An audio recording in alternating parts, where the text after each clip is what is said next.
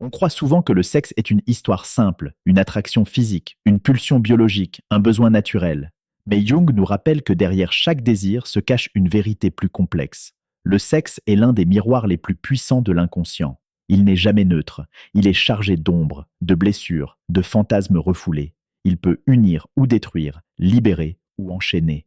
Lorsque deux personnes se rencontrent, ce ne sont pas seulement deux corps qui s'attirent. Ce sont deux mondes intérieurs, deux inconscients qui se reconnaissent. Et souvent, ce n'est pas la tendresse ni la compatibilité qui créent l'intensité, mais quelque chose de plus mystérieux. L'autre reflète une partie cachée de nous-mêmes, un fragment de notre ombre. Voilà pourquoi certaines rencontres paraissent magnétiques, presque irréelles. Mais cette intensité cache parfois un prix élevé. L'ombre est le pouvoir caché du désir. Pour Jung, l'ombre est cette partie de nous que nous refusons de voir, nos désirs inavoués, nos pulsions, nos colères, nos blessures d'enfance. Or, la sexualité est l'un des terrains où l'ombre se manifeste le plus violemment. Pourquoi? Parce que le sexe nous met à nu, au sens propre et au sens psychologique. C'est un espace où nous ne pouvons pas tricher longtemps. C'est là que le pouvoir s'invite. Dans l'intimité, certains cherchent l'amour, d'autres cherchent le contrôle. Le sexe devient alors une monnaie d'échange, une arme silencieuse. Celui qui manipule le désir de l'autre peut exercer une domination invisible mais redoutable. Car contrôler le désir, c'est contrôler l'âme. Le sexe comme énergie psychique. Contrairement à Freud, qui voyait la sexualité avant tout comme une pulsion biologique, Jung la considérait comme une énergie psychique. Elle ne se limite pas à l'acte charnel. Elle traverse nos rêves, nos pensées, nos créations. Mal canalisée, elle se transforme en obsession, en compulsion, en dépendance. Bien intégrée, elle devient une force créatrice, capable d'élever la conscience et d'unir les êtres. Voilà pourquoi Jung insistait sur la nécessité de rendre cette énergie consciente. Tant qu'elle reste dans l'ombre, elle nous dirige en silence. Elle choisit nos partenaires, elle guide nos attirances. Elle nous pousse parfois vers des personnes qui nous détruisent, simplement parce que notre inconscient cherche à rejouer une blessure non cicatrisée. Projection, quand on tombe amoureux de soi-même. L'un des concepts centraux chez Jung est celui de l'anima et de l'animus. L'homme porte en lui une figure féminine inconsciente, l'anima, et la femme une figure masculine, l'animus. Lorsqu'on rencontre quelqu'un, il arrive que cette personne incarne, sans le savoir, cette figure intérieure. C'est là que naît l'attirance irrésistible. On croit aimer l'autre, mais en réalité, on aime une partie de nous-mêmes projetée sur lui. C'est pour cela que certaines relations paraissent magnétiques dès le premier regard. Le désir est si fort qu'il dépasse la logique. Mais cette intensité ne signifie pas toujours compatibilité. Elle peut être le signe d'une projection de notre ombre. Et c'est dans ce piège que beaucoup tombent, confondre la force du désir avec la profondeur de l'amour. Le sexe entre lumière et manipulation. Si le sexe peut être un langage d'amour, il peut aussi devenir un outil de manipulation. Certains s'en servent pour maintenir l'autre dépendant, pour obtenir validation, pour masquer leur peur de l'abandon. Le sexe n'est plus alors un espace de rencontre, mais une scène de pouvoir. Et cela fonctionne, car le sexe touche à nos besoins les plus profonds, être désiré, être choisi, se sentir unique. Celui qui sait jouer avec ce levier peut enfermer l'autre dans une dépendance invisible. Le désir devient une chaîne, et ce qui ressemble à de la passion n'est souvent qu'une prison. Pourquoi il est crucial de voir l'ombre? La vérité, c'est que l'ombre ne disparaît pas. Elle agit tant qu'on refuse de la voir. Quand Jung disait que l'inconscient dirige nos vies, il parlait aussi du désir. Tant qu'on ne questionne pas « Pourquoi suis-je attiré par cette personne? Qu'est-ce que cela dit de moi ?» on reste esclave de l'ombre. On croit choisir, mais en réalité, on est choisi par nos blessures. Rendre conscient ce processus, c'est commencer à se libérer. C'est comprendre que l'intensité n'est pas toujours signe de vérité, que parfois, la passion la plus brûlante cache la peur la plus profonde, que ce que l'on appelle chimie n'est pas de l'amour, mais la rencontre de deux ombres.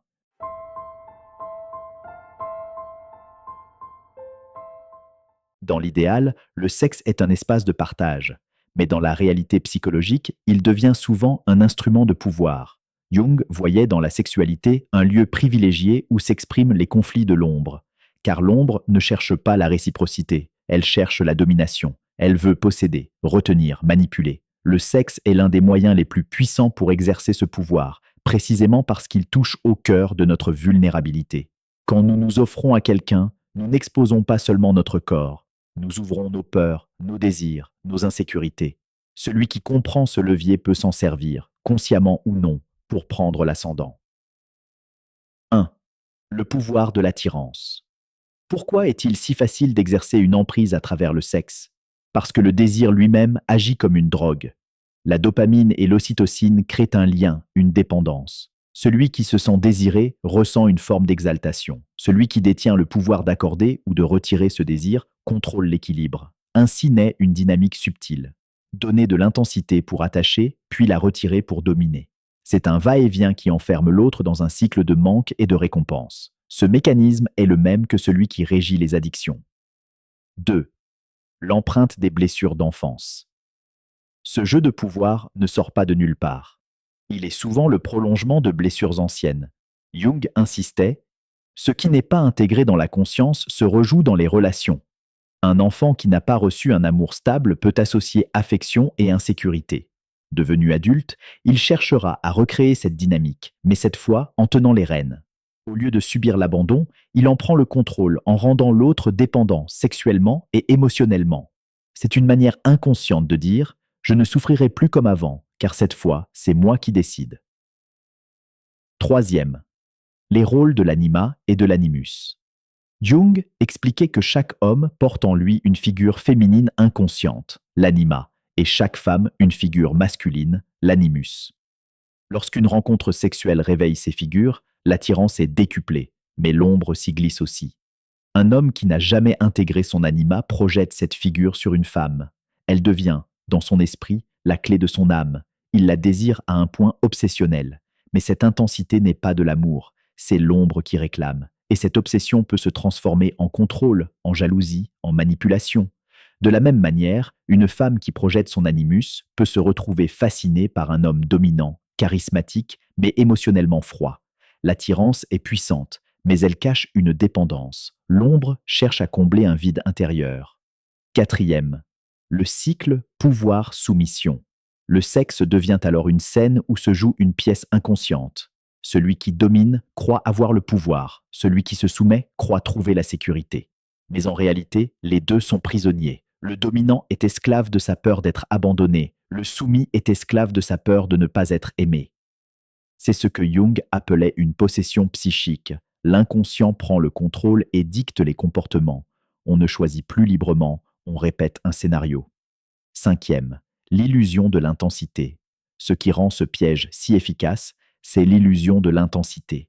Quand le sexe devient un instrument de pouvoir, il prend une dimension dramatique. Dispute, réconciliation passionnée, rupture suivie de retrouvailles brûlantes. Tout semble amplifié, plus fort, plus vrai. Mais cette intensité n'est pas le signe d'un grand amour. C'est la preuve que l'ombre est aux commandes. Le chaos excite le système nerveux, et le corps confond cette excitation avec de la passion. On croit vivre quelque chose d'unique, alors qu'on ne fait que revivre ses blessures. 6. La dépendance silencieuse. Peu à peu, l'autre devient indispensable. On ne reste pas parce que l'on est heureux, mais parce que l'on est dépendant. Comme une drogue, même si elle détruit, on ne peut plus s'en passer. C'est là que le pouvoir sexuel atteint son paroxysme, maintenir l'autre prisonnier par le plaisir, tout en l'affaiblissant psychologiquement. Et celui qui subit finit par croire que cette intensité est normale, que c'est ça, le vrai amour. Mais ce n'est pas de l'amour, c'est l'ombre qui tient les rênes, un pouvoir illusoire. La vérité, c'est que ce pouvoir est fragile, car il repose sur une illusion. Contrôlé par le sexe, ce n'est pas aimer, c'est masquer sa peur. Celui qui manipule ne maîtrise pas l'autre, il se rassure seulement lui-même. Il ne fait que cacher son vide, son insécurité, son ombre.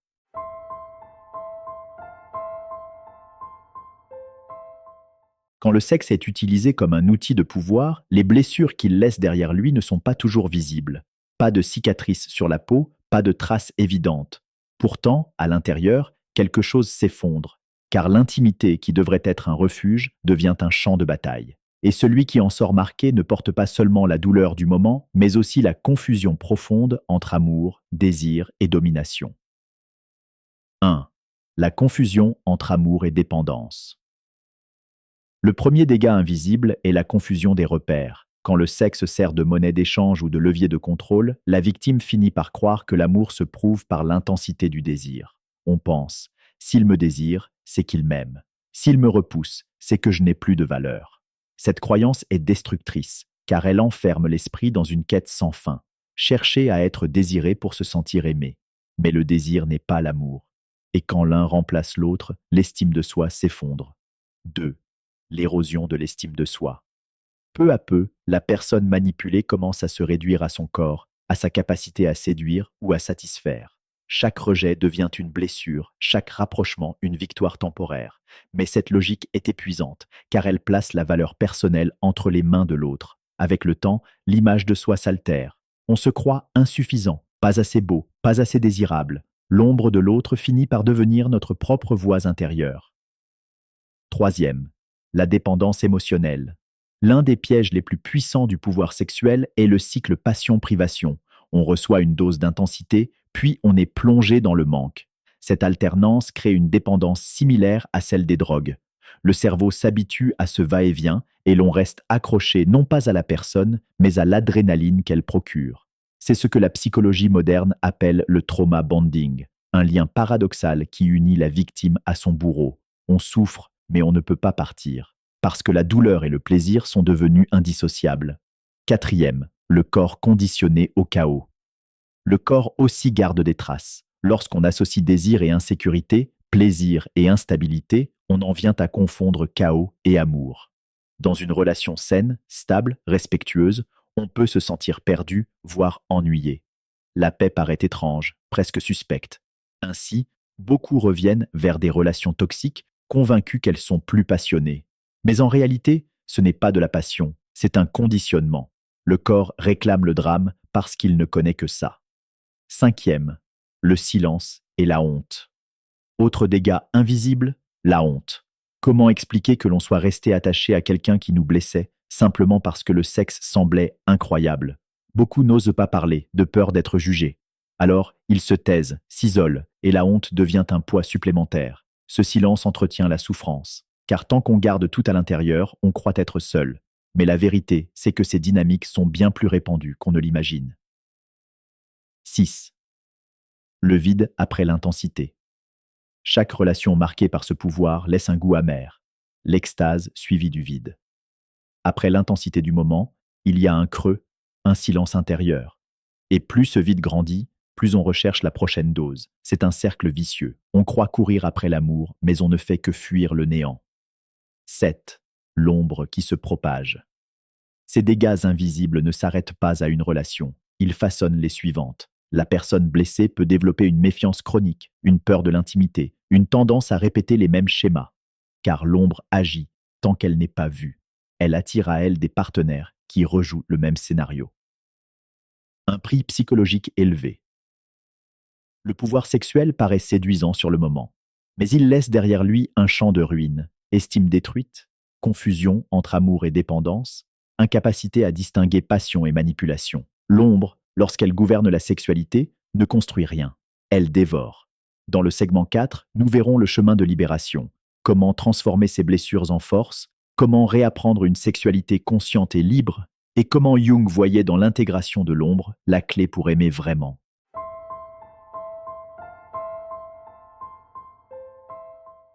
Quand on a compris comment le sexe peut être détourné en instrument de pouvoir, une question se pose. Comment sortir de ce cercle? Comment ne plus être prisonnier du chaos, de l'intensité destructrice, de la dépendance invisible? Jung nous offre une piste, l'intégration de l'ombre, car tant que l'ombre reste ignorée, elle gouverne nos choix. Mais dès que nous la regardons en face, elle cesse de nous posséder et devient une force. 1. Voir l'ombre s'enfuir. La première étape est la reconnaissance. Il ne s'agit pas de diaboliser le sexe ni de s'accuser soi-même. Il s'agit de comprendre que derrière certaines attirances, il y a autre chose, une blessure, une peur, un besoin refoulé. Tant que l'on croit que l'attirance irrésistible est une preuve d'amour, on reste piégé. Mais si l'on ose se demander « Pourquoi suis-je attiré par ce type de personne? Qu'est-ce que cela dit de moi ?» on transforme déjà l'expérience. 2. Le pouvoir du non. Apprendre à dire non est un acte de libération. Refuser une dynamique toxique, même si le désir est intense, c'est reprendre possession de soi. Le non devient un acte sacré, non à la manipulation, non à la répétition des blessures, non à l'ombre qui dicte nos choix. Ce non ouvre la porte à un oui plus profond. Oui à une sexualité qui guérit. Oui à une intimité où l'on ne se perd pas. Troisième, Réapprendre le corps. Le corps qui a été conditionné au chaos doit être rééduqué. Cela prend du temps. Dans une relation saine, la paix peut sembler fade au début, mais en réalité, c'est une paix qui nourrit. Avec le temps, le corps apprend à associer plaisir et sécurité, intimité et respect. C'est un apprentissage lent, mais c'est la clé pour sortir de l'addiction au drame. Quatrième, la sexualité consciente. Pour Jung, la vraie transformation vient quand la sexualité est reliée à la conscience. Le sexe cesse d'être une simple pulsion ou un jeu de pouvoir et devient une rencontre d'âme. Cela demande de la présence, de l'authenticité, de la vulnérabilité. La sexualité consciente n'est pas basée sur la conquête, mais sur la vérité partagée. Elle ne cherche pas à posséder, mais à révéler. Cinquième, transformer la blessure en force. Chaque cicatrice peut devenir une boussole. Ceux qui ont souffert de relations toxiques savent ce qu'ils ne veulent plus. Cette clarté, douloureuse mais précieuse, peut guider vers des relations plus vraies. La douleur devient enseignement. L'ombre, une fois intégrée, cesse d'être un monstre. Elle devient une alliée qui rappelle les pièges à éviter. 6. Le vrai pouvoir. Le plus grand pouvoir sexuel n'est pas de contrôler l'autre, c'est d'être libre avec lui, libre d'être soi, libre de donner sans peur, libre de recevoir sans honte. Ce pouvoir-là ne détruit pas, il construit.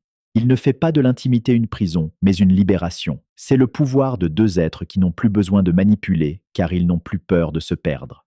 7. L'amour au-delà de l'ombre. Jung disait que l'union véritable exige l'intégration de l'ombre. Aimer, ce n'est pas trouver quelqu'un qui comble nos manques, mais rencontrer quelqu'un avec qui l'on ose être entier. Le sexe devient alors un langage sacré, un lieu où l'ombre et la lumière coexistent, où l'on n'essaie plus de se cacher, mais de se montrer vraiment. Conclusion, du chaos à la liberté. Alors, que nous apprend Jung? Que le sexe, le pouvoir et l'ombre sont liés. Que derrière nos attirances les plus fortes se cachent souvent nos blessures les plus profondes. Mais aussi que nous ne sommes pas condamnés à répéter ces schémas. La libération ne vient pas en fuyant le désir, mais en le comprenant. En osant voir l'ombre en nous, nous reprenons la maîtrise. Et dans cette conscience, la sexualité se transforme. Elle n'est plus une arme ni une dépendance, mais une voie de guérison, de vérité et de liberté. Si tu t'es reconnu dans ces mots, souviens-toi, ton désir n'est pas ton ennemi, il est une clé. Et si tu apprends à en comprendre le langage, il peut te conduire non pas vers la prison de l'ombre, mais vers la lumière d'un amour véritable. Ici, dans Voix de l'âme, nous explorons ces vérités cachées, là où la psychologie rencontre l'inconscient. Si cette vidéo t'a parlé, abonne-toi, partage-la et laisse en commentaire quelle part de ton ombre as-tu reconnue aujourd'hui.